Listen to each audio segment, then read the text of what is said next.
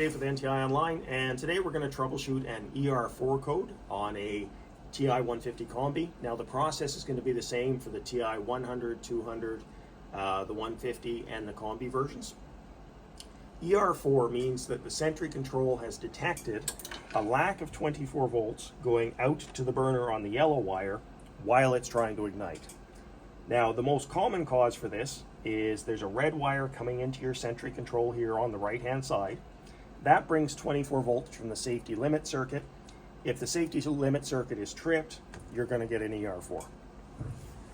So the first thing you're going to do with any ER4 code is you're going to come up and inspect your safety limit circuit. Make sure these two red wires that go up to the right hand side when you're facing the front of the boiler here, make sure that they're connected properly.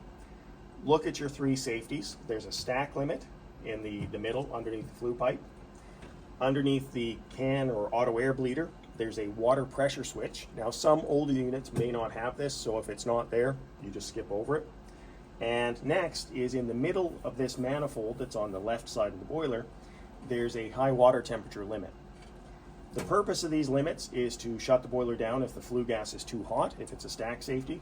If there's not enough water pressure, the water pressure switch should shut it down. And the manifold limit is there if the outlet temperature exceeds 220 Fahrenheit. If the boiler runs for 5 or 6 minutes and then goes to an ER4 and starts working again once it cools off, you have a problem with one of the safeties and they're doing their job. What I mean by that is if the combustion chamber is excessively dirty, it's quite common for the stack limit to start tripping, and that's what it's there to do. It's kind of like airbags in your car. It's trying to prevent something worse from happening. So if these limits are tripping, you need to make sure that you address the problem that's causing that before you proceed. If, however, your boiler is cold and there's nothing apparently wrong, the next thing you're going to want to do is verify that you have at least 15 to 20 pounds of water pressure in the system. These water pressure switches, as they age, sometimes they get a bit stiff. And the extra water pressure, so if you bring it up to 20 pounds, it can be enough to close the switch and make it work again. But if you've done all that and you still have an ER4, what you'll want to do next, you're going to find these two red wires. We're going to disconnect them from the safety circuit where they go into. And be careful, sometimes this sheet metal can be a little sharp. So once you've found the two red wires, you're going to jumper these together. I'm going to grab a jumper and we'll jumper those together and see if our problem persists. So I've got a little jumper wire here. It's just a piece of wire. We're going to push that firmly into this connector. We're going to do it the same on this side. And what we've done now is we've bypassed all three safeties on the boiler. So it's important that you don't leave the boiler in this configuration because there is no safety anymore. At this point, we're going to reset the code and see if our boiler attempts to fire.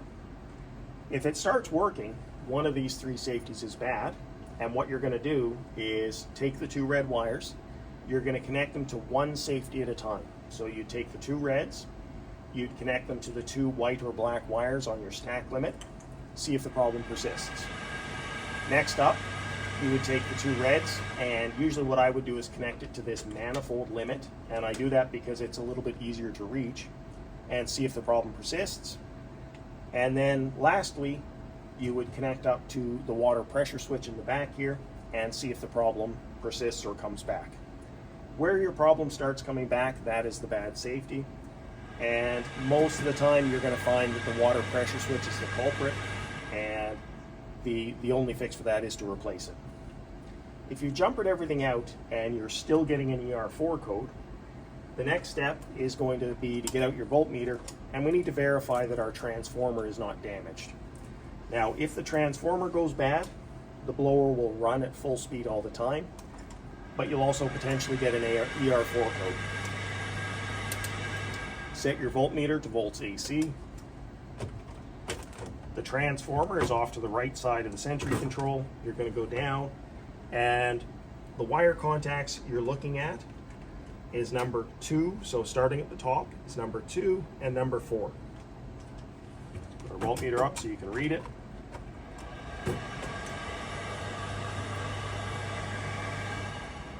So we're going to go to number 2, which is a ground, and then number 4. So we've got 24 volts. That means the transformer's working. One of these two red wires should always have 24 volts, so let's get our jumper out of there. And we're going to test, and we'll just use the case as a ground. So we can see that we have 24 volts here.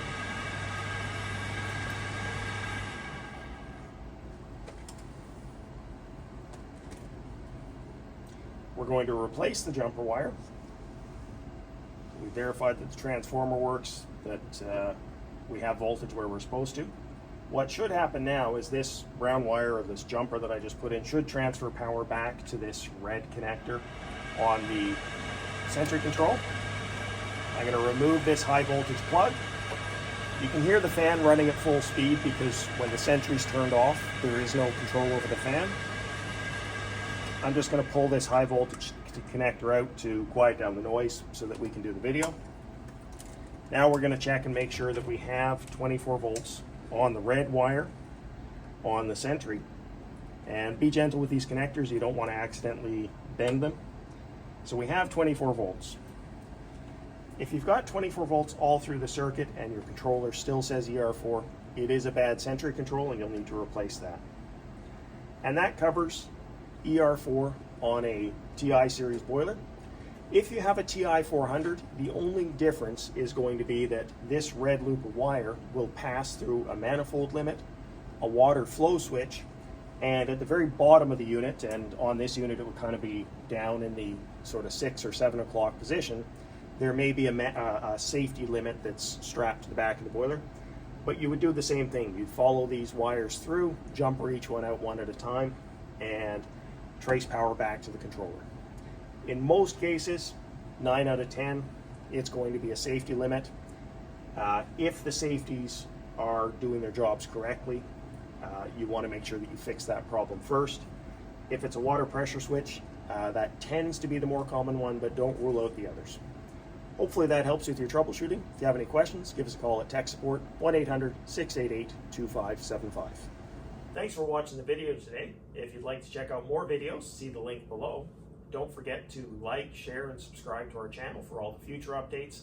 And also check us out on Facebook, LinkedIn, and Instagram.